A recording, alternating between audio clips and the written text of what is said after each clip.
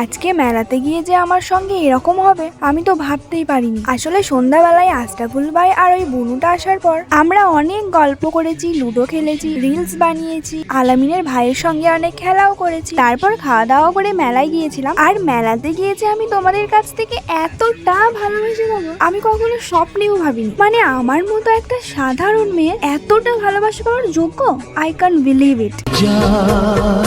আজ ভরে যায় জীবন ছুঁয়ে যায়। এই মুহূর্তে আমার যে কতটা আনন্দ হচ্ছিল আমি সেটা বলে বোঝাতে পারবো না তোমাদের। এমনকি একটা মুহূর্তের জন্য আমার মনে হয়েছিল আমি স্বপ্ন দেখছি না তো। আসলে এটা তো আমার স্বপ্নের মতোই, আর এই স্বপ্নটা পূরণ করেছো তোমরা। তোমরা না থাকলে আমি এই দিনটা হয়তো কখনোই দেখতে পেতাম না। তাই শুধুমাত্র থ্যাঙ্কস বলে তোমাদেরকে ছোট করবো না, শুধু একটা কথাই বলবো, এইভাবেই জাসমিনের পাশে থেকো এবং সাপোর্ট করতে থাকো। Love you my all friends.